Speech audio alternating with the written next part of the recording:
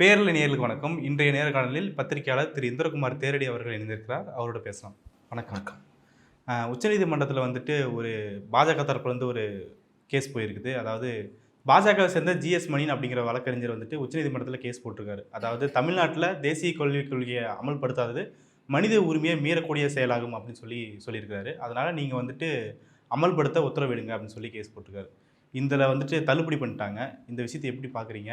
குறிப்பாக ஹிந்தி கற்றுக்க முடியல அப்படின்னு சொல்லி அவர் வாதாடி இருக்கிறாரு. எப்படி பார்க்குறீங்க?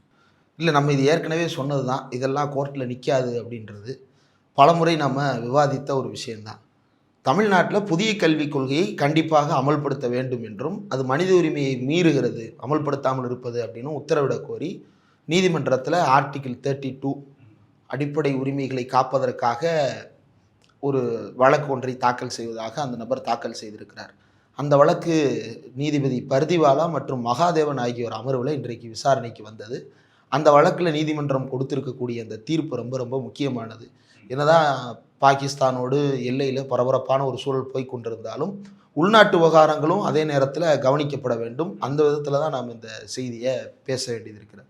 அப்போது புதிய கல்விக் கொள்கை அப்படின்றது என்ன அப்படின்னா, ஒரு எஜுகேஷன் பாலிசி. ஒன்றிய அரசாங்கம் ஒரு கல்விக் கொள்கையை உருவாக்குறாங்க. அந்த அமல்படுத்துறது அப்படின்றது மாநில அரசுகளுடைய விருப்பம். அது எந்த கட்டாயமும் கிடையாது. அமல்படுத்தியே ஆக வேண்டும் என்கின்ற நிர்பந்தம் எதையும் ஒன்றிய அரசாங்கத்தால் கொடுக்க முடியாது. ஏனென்றால் அது கல்விக் கொள்கை தானே தவிர அது சட்டம், நாடாளுமன்றத்தால் நிறைவேற்றப்பட்ட சட்டமோ அல்லது அரசியலமைப்பு சட்டத்தின்பால் அவர்களுக்கு கொடுக்கப்பட்ட அதிகாரமோ கிடையாது அப்படின்றது முதல் தெளிவுபடுத்தல்.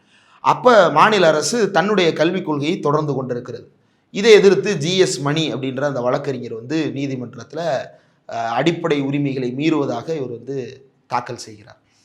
அப்போது நீதிபதிகள் ஜஸ்டிஸ் பர்திவாலா மற்றும் மகாதேவன் ஆகியோர் அடங்கிய அமர்வு எழுப்பி இருக்கக்கூடிய கேள்வி ரொம்ப ரொம்ப முக்கியமானது.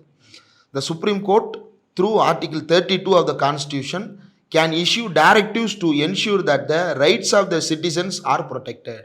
மக்களினுடைய உரிமைகள் பாதுகாக்கப்படுகிறதா இல்லையா என்பது பற்றியான விவகாரங்களைத்தான் ஆர்டிகிள் 32 கீழ் தாக்கல் செய்யப்படுகின்ற ரிட் மனுக்களின் கீழ் உச்சநீதிமன்றம் முடிவு செய்ய முடியும். It cannot directly compel a state to adopt a policy like National Education Policy 2020. மாநில அரசாங்கம் ஒரு கொள்கையை ஏற்றுக்கொள்வது, உதாரணமாக தேசிய கல்விக் கொள்கை 2020 ஏற்றுக்கொள்வது குறித்து எந்தவிதமான கட்டுப்பாட்டையும் நீதிமன்றங்களால் விதிக்க முடியாது. The court may, however, intervene if a state's action or inaction related to the national education policy violates any fundamental rights. ரொம்ப ரொம்ப கவனமாக அந்த வார்த்தைகளை நம்ம பார்க்கணும். ஆனாலும் கோர்ட் தலையிடலாம். எப்போது என்றால், தேசிய கல்விக் கொள்கையை அமல்படுத்துவதன் மூலமாகவோ அல்லது அமல்படுத்தாமல் வைத்திருப்பதன் மூலமாகவோ, செயல்படுத்துவதன் மூலமாகவோ அல்லது செயல்படுத்தாமல் இருப்பதன் மூலமாகவோ அடிப்படை உரிமைகளை மீறுவதாக அது அமைந்திருந்தால் அந்த நேரத்தில் நீதிமன்றங்கள் அதில் தலையிட்டு தங்களுடைய வழிகாட்டுதல்களை வழங்கலாம் அப்படின்றது தான் நீதிமன்றம் சொல்வது. அப்போது தேசிய கல்விக் கொள்கையை அமல்படுத்துவது அப்படின்றது குறிப்பாக ஆர்டிகிள் 12 35 வரைக்கும் ஃபண்டமெண்டல் ரைட்னா என்னன்றது ஆர்டிகிள் 12, 13 தான் வருது. அப்போது ஆர்டிகிள் 12 35 வரைக்கும் உள்ள இருக்கக்கூடிய பகுதிகள் தான் ஃபண்டமெண்டல் ரைட்ஸ். இந்த ஃபண்டமெண்டல் ரைட்ஸில் ஏதாவது ஒரு வகையில் மாநில அரசாங்கம் மீறுகிறதா அப்படின்றது தான் கேள்வி. இப்போ அங்கே தான் திரு ஜிஎஸ் மணி என்ன சொல்கிறாரு அப்படின்னா, என்னால் ஹிந்தி கற்றுக்கிட முடியல அப்படின்னு அவர் சொல்லுது. அது அடிப்படை உரிமை மீறல் இல்லையா அப்படின்னு அவர் கேட்குறாரு. நீதிமன்றம் என்ன சொல்லுது அப்படின்னா, உங்களை யார் இப்போ ஹிந்தி கற்றுக்கிடக்கூடாதுன்னு தடுத்தாங்க? மாநில அரசாங்கம் ஒரு கல்விக் கொள்கையை பின்பற்றுகிறது. உங்களுக்கும் இந்த தேசிய கல்விக் கொள்கையை தமிழ்நாட்டில் அமல்படுத்துவதற்கும் என்ன சம்பந்தம் இருக்கிறது? நீங்கள் தமிழ்நாட்டில் பிறந்தவராக இருந்தாலும் நீங்களே குறிப்பிடுகின்றபடி நீங்கள் டெல்லி வாசியாகத்தான் இப்போது இருக்கிறீர்கள். இங்கே உங்களை எந்த விதத்திலும் இந்தி கற்றுக்கிடக்கூடாது அப்படின்னு சொல்லிட்டு யாரும் உங்களை தடுக்கலை அப்படின்றது தான் வாதம். அதே நேரத்தில் மாநில அரசாங்கமும் கூட, இது கொஸ்டின்ல இல்லை, நீதிமன்றத்தினுடைய டிபேட்ல இது இல்லை, பட் வெளியிலிருந்து நம்ம சொல்ல வேண்டியது என்ன அப்படின்னா, மாநில அரசாங்கமுமே யாரும் ஹிந்தி கற்றுக்கொள்ளக்கூடாது என்று தடுக்கவில்லை. தக்ஷின் பாரத ஹிந்தி பிரச்சார சபாக்கள் இன்றும் இயங்கி கொண்டுதான் இருக்கிறது. பலரும் தனிப்பட்ட முறையில் ஹிந்தி கற்றுக் கொடுத்து கொண்டுதான் இருக்கிறார்கள். ஒன்றிய அரசாங்கம் இலவசமாக கற்றுக் கொடுத்து கொண்டிருக்கிறது பலரின் மூலமாக. அப்ப அதையெல்லாம் மாநில அரசாங்கம் தடுத்தால் ஹிந்தி கற்றுக்கொள்வதை தடுக்கிறார்கள் என்று சொல்லலாம். ஆனால் மாநில அரசு அப்படி எதுவும் செய்யாத பொழுது இந்த கொஸ்டினே வரல. அடுத்து வெளியே நீங்க இந்தியாவுக்குள்ள எங்கனாலும் இந்திய கத்துக்கலாமே, உங்களை யாரு தடுத்தா? உங்களால ஹிந்தி கத்துக்கிட்டோம்னா இப்ப டெல்லியில தானே இருக்கீங்க, போய் இந்திய படிச்சு தெரிஞ்சுக்க, இப்ப என்ன கேடு வந்துச்சு அப்படின்னு சொல்லிட்டு நீதிமன்றம் கடுமையாக விமர்சனங்களை முன்வைத்திருக்கிறது. நீதிமன்றம் எழுப்புறது என்னன்னா, how are you concerned with the national education policy? நீங்க யாரு? நீங்க உங்களுக்கும் தேசிய கல்விக் கொள்கைக்கும் என்ன சம்பந்தம் இருக்கு அப்படின்றது தான் அவர் கேட்கிறார். இப்போ நீதிமன்றம் எழுப்பி இருக்கக்கூடிய இந்த கேள்விக்கு அவரிடம் பதில் இல்லாம தான் மறுபடியும் ஹிந்திவாதத்தை வைக்கிறாரு. போய் டெல்லியில் உட்காந்து கத்துக்க போ, யார் உன்னை தடுத்தா அப்படின்னு. அப்போ ஆர்டிகல் 32 அபியூஸ் பண்றது அப்படின்றது திரும்ப திரும்ப நடந்து கொண்டே இருக்கிறது.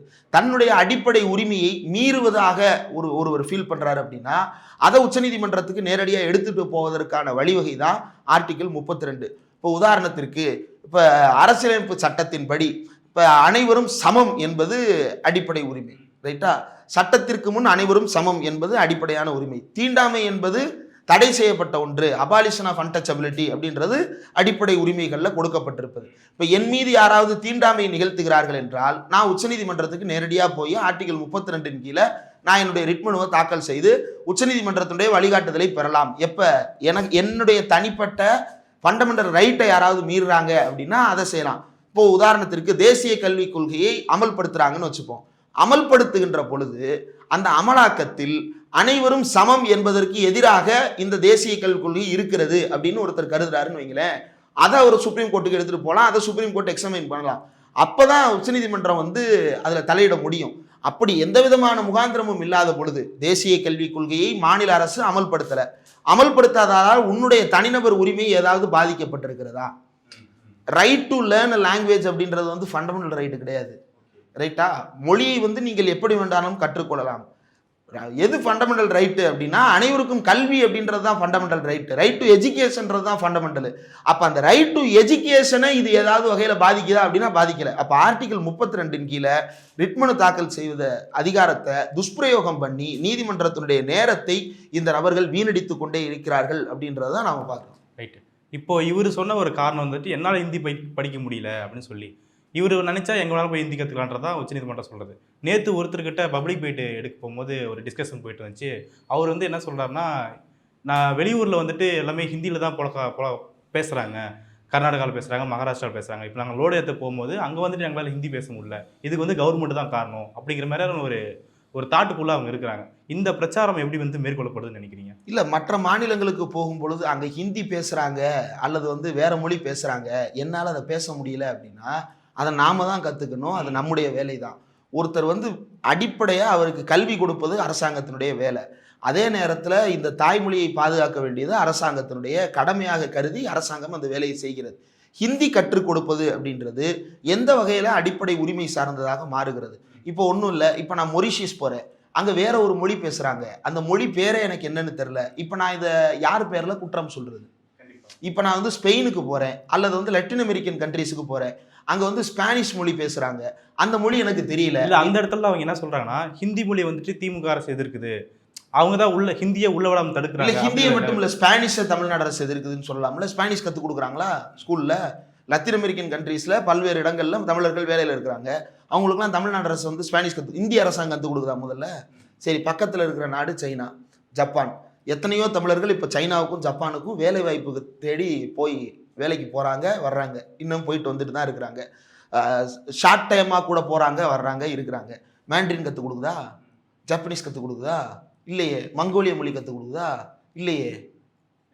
அப்போ இங்கிலீஷ்ன்றது நாமெல்லாம் பேசிக்காக கம்யூனிகேட் பண்ணுறதுக்காக, அது தெரியாத ஒரு சிலர் இந்தியை தாய்மொழி என்று நம்பிக்கொண்டிருக்கின்ற ஒரு கூட்டத்தை சேர்ந்தவர்கள். எனக்கு தெரிஞ்சு கர்நாடகாலெல்லாம் யாரும் ஹிந்தி பேசுறது கிடையாது. அவர் ஒரு ஃப்ளோவில் வேணால் சொல்லியிருக்கலாம். மகாராஷ்டிராவுக்கு போகும்பொழுது அவரிடம் பேசப்பட்ட மொழி ஹிந்தி கிடையாது, அது மராட்டி. கேட்பதற்கு ஒரே மாதிரி தெரியும் அப்படின்றதுனால இப்போ ஒன்றும் இல்லை. இப்போ தெலுங்கையும் கன்னடத்தையும் நீங்கள் கொஞ்சம் கேட்டீங்க அப்படின்னா கிட்டத்தட்ட ஒரு மாதிரியாக இருக்கும். ஏன் கன்னியாகுமரியில் பேசுகிற தமிழும் பக்கத்தில் இருக்கக்கூடிய திருவனந்தபுரத்தில் பேசுகிற மலையாளமும் கொஞ்சம் ஒரே மாதிரி ரெசனேட் ஆகிற மாதிரி தெரியும். அது ரெண்டும் ஒன்றா? அப்படி கிடையாதுல்ல. அவன் என்ன சொல்கிறான், ஆந்திரா, கர்நாடகா, சென்னை, தமிழ்நாடு, கேரளா எல்லாரையும் மதராசின்றான். நம்ம ஏதாவது மதராசின்னு ஏதாவது மொழி பேசுகிறோமா? நம்ம எல்லாரையும் பார்க்க அவனுக்கு ஒரே மாதிரி தெரியுது. அது போல அந்த மொழிகள் கேட்பதற்கு ஒரு போல தோன்றுகிறது என்பதனால அது எல்லாமே ஹிந்தி அல்ல. அது அவருக்கு இருக்கக்கூடிய புரிதல் குறைபாடு, அதை அவருக்கு நிவர்த்தி செய்து கொள்ளலாம். இது அர்த்தமில்லாத ஒரு விமர்சனமா மாறுகிறது. இல்ல அதுல ஒரு சின்ன ஒரு இலை தான் இருக்கு. அகாடமிக்கலா ஹிந்தி எதிர்ப்பை வந்துட்டு நம்ம ஆப்போஸ் பண்றது வேற. அதையே வந்துட்டு ஒட்டுமொத்தமா ஹிந்தியவே எதிர்க்கிறாங்கன்னு சொல்லி ஒரு பிரச்சாரம், அது அது வந்துட்டு மக்கள் மத்தியில ஒரு தவறான பிரச்சாரமா போயிட்டு இருக்குல்ல. அதை எப்படி ஆமா, புரிஞ்சுக்கிறது? அகடமிக்கா நம்ம எதிர்க்கிறோம் அப்படின்னா, இப்ப பாடத்திட்டத்துல ஹிந்தியை கத்துக்கிட சொல்லி சொல்றாங்க. நான் 1ஆம் வகுப்புல இருந்து 5ஆம் வகுப்பு வரை ஹிந்தி படிச்சிருக்கேன். என்னால என்ன சொல்றாங்க, 5இல் வளையாது 50இல் வளையாது, அதனால இளமையிலேயே கற்றுக்கொண்டால் எளிமையாக கற்றுக்கொள்ளலாம் அப்படின்னு சொல்றாங்க. நான் first, second, third, fourth, fifth 5 வருஷம் ஹிந்தி படிச்சிருக்கேன். 5 வருஷமும் கிளாஸ்ல இருக்கக்கூடிய டாப் 5 ரேங்க்ல ஒரு ரேங்காக தான் நானும் வாங்கியிருக்கேன். என்னால் இன்னைக்கு ஹிந்தி பேச முடியுமா? முடியாது. நான் ஒரு மெட்ரிகுலேஷன் ஸ்கூலில் அதை நான் படித்தேன். இன்றைக்கி அதை என்னால் படிக்க முடியுமா? அப்படி படிக்க முடியாது. இன்றைக்கி என்னால் ஹிந்தி பேச முடியுமா? பேச முடியாது. அதான் நான் என்னுடைய தேவை இருக்கும் பொழுது தான் கற்றுக்கிட முடியும். அந்த தேவை ஒருத்தருக்கு இருக்குது அப்படின்னா மொழிய அவருக்கு. இப்போ எங்கள் மாமனார் ஹிந்தி பேசுவார். அவர் மகாராஷ்டிராவில் போய் அந்த காலத்தில் ஏதோ ஒரு இடத்துல போய் வேலை பார்த்துட்டு வந்திருக்கிறாரு. அவருக்கு ஹிந்தி தெரியுது, அவர் ஹிந்தி பேசுகிறாரு, அவருக்கு ஹிந்தி புரியுது. ஏன் புரியுது? அவர் ஹிந்தி பேசுபவர்களோட பேசி பேசி பேசி ஹிந்தி மொழி அவருக்கு பரிச்சயமான மொழியாக மாறி இருக்கிறது. ஒன்றும் இல்லை, பக்கத்து மாநிலம் கேரளாவில் இருக்கக்கூடிய இடத்துல நான் ஒரு ஸ்பீச்சுக்காக போயிருந்தேன்.